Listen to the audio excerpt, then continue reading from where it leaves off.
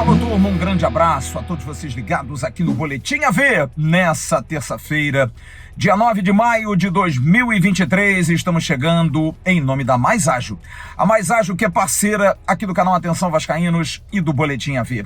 A Mais Ágil que dá a você a condição de resgatar o dinheiro do fundo de garantia. Tá depositado? Procure a Mais Ágil, o telefone está aí na tela e você consegue antecipar. Em menos de 24 horas essa grana está na sua conta. Preste atenção, hein? O dinheiro em menos de 24 horas. Só entrar em contato com a Mais Ágil, parceira do Boletim AV e do canal Atenção Vascaínos. Nós estamos saindo aqui do CT Moacir Barbosa. Estou fazendo o Boletim AV do carro, porque a gente não pode ficar no CT em função dos treinamentos serem fechados. Mas prometo a vocês logo mais, vamos fazer uma live para analisar a entrevista do técnico Maurício Barbieri. Diante daquilo que eu disse ontem à noite do News, está mais do que nunca confirmado. Maurício Barbieri estava muito incomodado com a chuva de críticas e não ter tido oportunidade de respondê-las, ou pelo menos justificar aquilo que a torcida, em grande maioria, e muitos da crônica, inclusive eu, criticávamos o Vasco por uma postura, e aí são vários os adjetivos: covarde, pouco ousado, amassado, enfim, muito se colocou que o Vasco poderia ter sido muito mais forte, muito mais efetivo contra o Fluminense. Por isso, ele pediu a entrevista de hoje. Não foi imposição da assessoria de comunicação. A assessoria de comunicação se reuniu com Paulo Brax, diretor executivo, e disseram: não há problema, acho importante. E Maurício Barbieri veio para falar do jogo, falar da partida de quinta-feira, mas principalmente para trazer explicações, porque na entrevista de sábado, depois do jogo com o Fluminense, muito rápido, poucos jornalistas, ele não teve muito como falar, e viu tanta crítica e viu tanto comentário que gostaria de falar. E foi bastante explícito, como eu disse, logo mais a gente vai trazer toda a entrevista, analisando, fazendo um react dentro do News. Foi bastante claro, dizendo que realmente o Fluminense foi muito impositivo, o Vasco poderia ter tentado jogar mais ofensivamente, mas mesmo assim, quase que determinando uma tática de jogo, o Vasco da Gama conseguiu dar ao Fluminense poucas oportunidades dentro da área. Pontuou apenas 2 no transcurso da partida e 6 no total mais efetivas do segundo tempo, 4 com arremates de fora da área. Diante disso, mostrou que o sistema defensivo, que também faz parte do time, está muito bem treinado. Mas admitiu, sim, que o Vasco poderia ter jogado mais à frente. Admitiu que o time poderia ser um pouco mais ofensivo. Sim, admitiu os erros, não erros, mas admitiu a postura acima de tudo. E demonstrou que quer mudar, mas admite também que tem um primeiro volante que joga a sua primeira competição como jogador profissional, um segundo volante como Andrei, que joga a primeira Série A do Campeonato Brasileiro com a camisa do Vasco da Gama. Enfim, é um jogador que tem muita qualidade, mas muito inexperiente.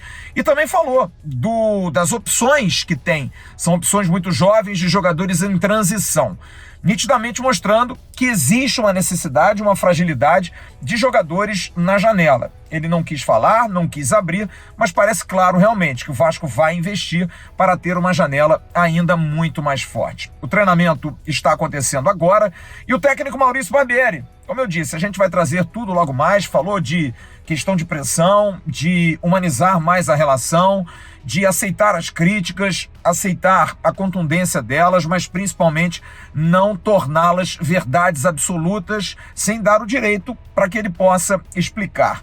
Maurício Barbieri falou muito disso, do tanto de pressão que sofre, falou também de Luca Orejano, a quem explicou ser um jogador de muito talento, mas ao mesmo tempo tendo talento, precisa se doar mais no jogo. Mas será que não valeria a pena colocá-lo como um jogador mais talentoso? Ensinar a marcar é mais fácil?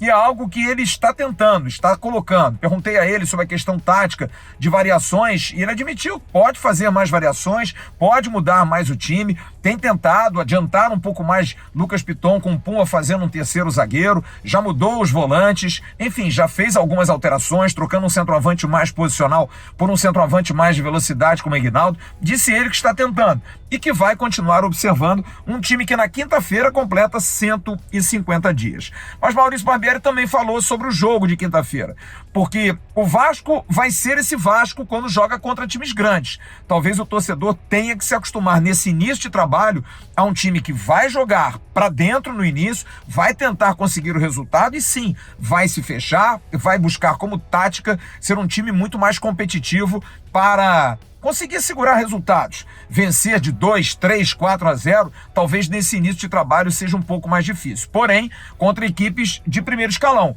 times que estão no desespero, como o Curitiba, que vem aí na penúltima colocação, demitindo o diretor executivo, normalmente o Vasco teria que jogar para dentro. E o técnico Maurício Barbieri falou sobre isso, sobre como o Vasco vai jogar em Curitiba. Eu acho que é um jogo difícil, como são todos nesse Campeonato Brasileiro. Acho que é um campeonato que até pela classificação momentânea a gente vê que tem muitas surpresas aí, né? Um campeonato muito equilibrado.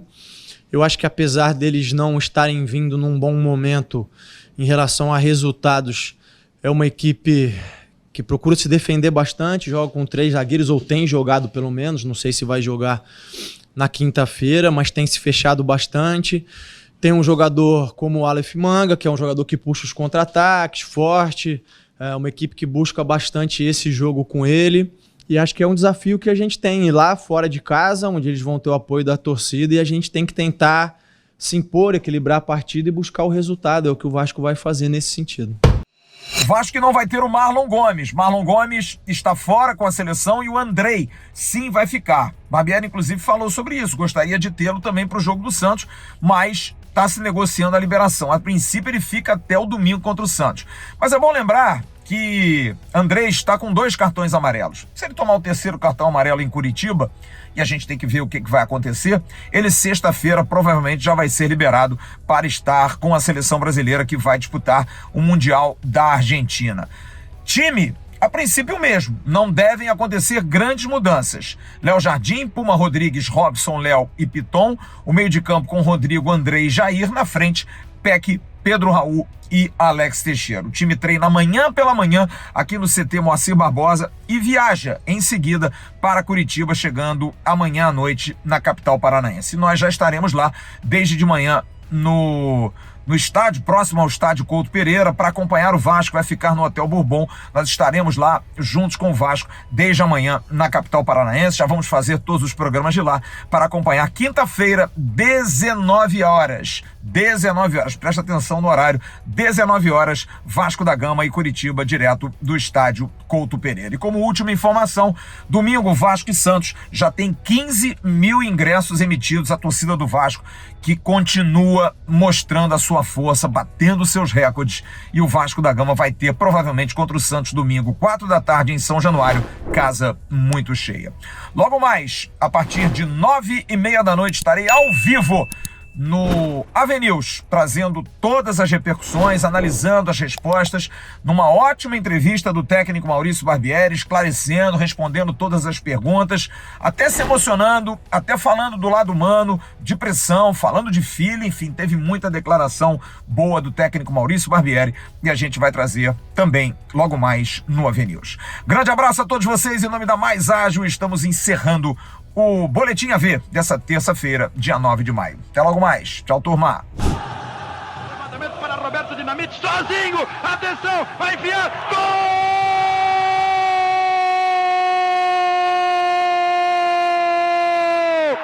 Que golaço maravilhoso do moço que mora em Caxias!